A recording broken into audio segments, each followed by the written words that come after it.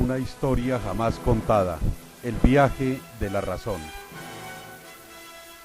El ser humano siempre ha sentido admiración por el orden del cosmos y los fenómenos naturales. Desde siempre se ha cuestionado acerca del origen del mundo que le rodea. La primera respuesta que dio a este interrogante involucró la existencia de dioses, quienes crearon la naturaleza y los fenómenos. A estos dioses era preciso agradarles con sacrificios y hechicería. A este primer intento de dar un significado y un sentido a la realidad se le conoce con el nombre de mitocentrismo, ya que se trataba de historias fantásticas aparecidas desde el ámbito religioso. Esta forma de interpretar la realidad dejaba al ser humano indefenso frente al cambio y los fenómenos.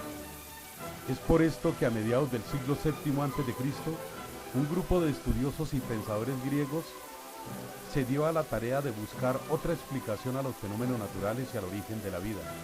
Recurrieron para ello a fenómenos naturales, tales como el agua, el fuego y los contrastes entre frío y calor. A todo este periodo que los pensadores buscaron el arjé, es decir, el origen de la naturaleza, se le llamó periodo cosmológico.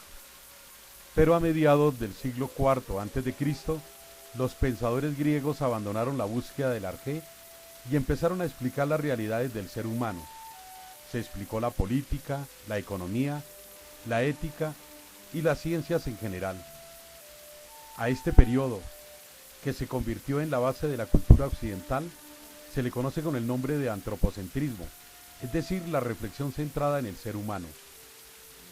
La exaltación que los griegos hicieron del ser humano y de su realidad duró por cerca de 800 años y aún hoy tiene una profunda influencia en nuestra manera de ver las cosas. El antropocentrismo, sin embargo, vería su fin con la caída del Imperio Romano y la exaltación de la Iglesia Católica como el más grande poder espiritual y temporal. Esta influencia de la Iglesia se extendió por espacio de 10 siglos e instituyó una nueva manera de entender el mundo, como creación de Dios. Por ello, en esta época floreció el teocentrismo, cuya tesis fundamental es que Dios ha creado las cosas y es dueño del destino del ser humano. Fue solo hasta el siglo XV, cuando el ser humano pareció despertar del sueño del teocentrismo y volvió a buscar otras explicaciones para la realidad. Lo primero que los artistas y pensadores de los siglos XV y XVI buscaron fue al ser humano y su libertad, y recurrieron para ello a la antigua cultura griega y a su antropocentrismo. Por esto, a estos siglos se les conoce con el nombre de Renacimiento, que se convirtió en el punto de partida para el avance de las investigaciones y las ciencias experimentales. Este proceso abonó el terreno para que a partir del siglo XVII se manifestara en la humanidad una fe ciega en el poder de la razón. Era la época del racionalismo, conocido como modernismo. Desde allí el ser humano aplicó la razón y la investigación para aumentar su poder y dominio sobre la naturaleza.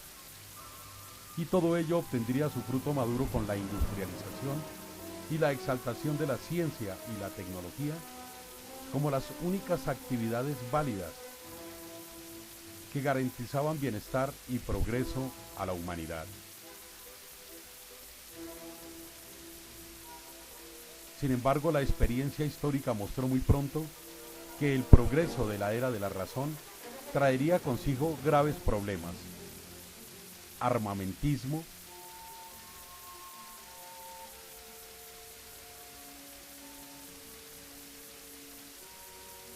y destrucción.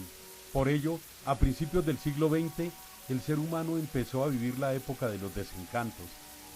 La idea de progreso y bienestar no eran posibles. ¿Qué hacer entonces? La respuesta es simple: buscar otras formas de interpretar la realidad de modo que se logre la armonía en las relaciones. Entonces se exaltaron los sentidos, las emociones y los impulsos vitales. Hoy un mundo en crisis al borde del colapso financiero y ambiental, marcado por la desigualdad y la violencia, pide a gritos otra forma de interpretar la realidad, que proponga a la humanidad formas concretas de volver a establecer la armonía con la naturaleza y con los seres humanos como condición indispensable para garantizar la subsistencia de la especie humana.